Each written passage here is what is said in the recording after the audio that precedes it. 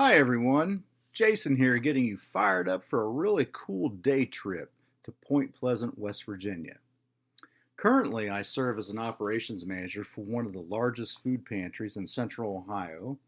I spent part of my life in Southern Virginia, so you might pick up on a Southern twang from time to time. I'm a returned Peace Corps volunteer that served in the Gambia, West Africa for 2 years. I have 48 states and 14 countries under my belt, and I'm married with a family that totally digs exploration. For example, if you find some kind of weird, obscure sign on the side of the road, we may just follow it. My wife and I pride ourselves in exposing our now teenage son to as much as possible via the good old fashioned road trip. It's a great chance to unplug and see what's out there. We chose Point Pleasant for a couple of reasons. So, if you've ever seen on cable some of those otherworldly ghost hunting reality docu-series shows, you've probably heard of the Mothman, and you've probably heard of the Silver Bridge collapse back in the 60s. You might even be familiar with the 2002 movies that starred Richard Gere, Deborah Messing, and Laura Linney. It was based on a book by John Keel, who completed the investigation on the Mothman and the Men in Black seen in Point Pleasant around that time. I mean, come on, this just screams adventure. So that's why we chose the place. It's Point Pleasant's about 2 hours south of Central Ohio. It's an easy drive, and once we arrived, our first stop was the world's only Mothman museum. Whether you're a believer, a skeptic, or you're just looking to have a good time, it's a place to go. It really reminded me of some of those roadside attractions back on Route 66 from a bygone era. Just a cool, kitschy type of place. Um, there is a small charge per person, but well worth a few bucks.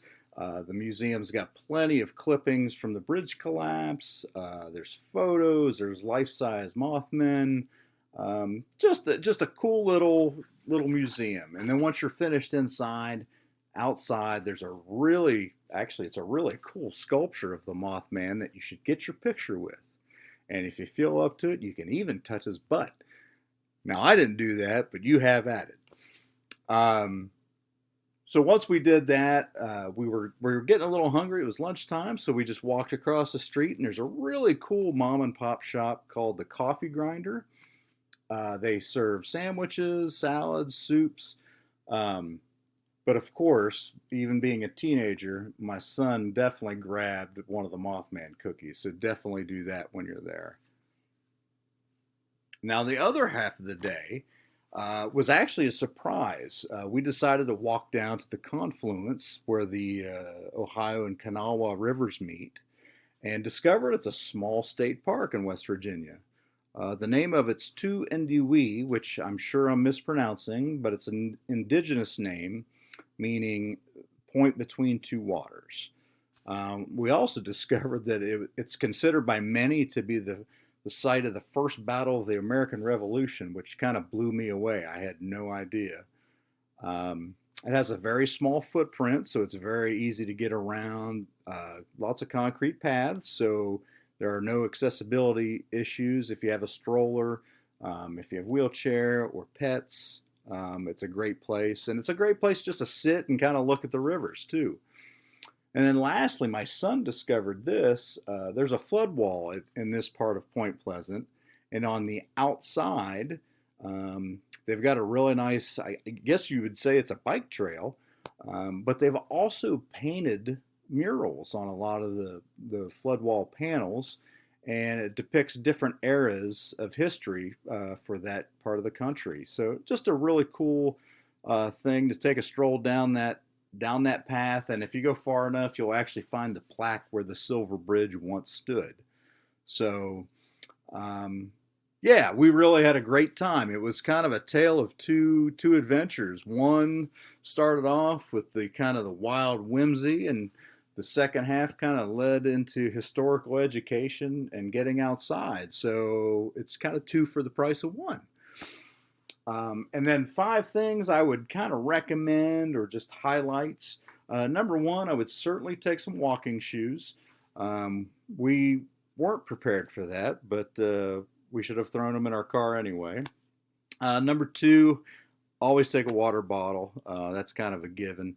Number three, if you do have younger kids, toddlers or kindergarten or first grade, not sure the Mothman Museum would be for them. Just because they might get scared. I don't know, but just a consideration to take.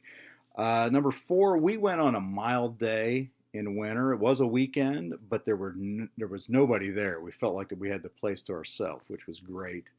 And then lastly, number five, they are doing some real revitalization projects in that part of Point Pleasant. So we want to go back here in a year or two and kind of see what they've kind of developed around everything else and see, because it's a great little river town, and we'd like to go see more of it. So that's my take on Point Pleasant. I really hope you guys get out there, take your kids, take your family, do a little road trip, and keep on roaming. Thanks so much, and we'll see you next time.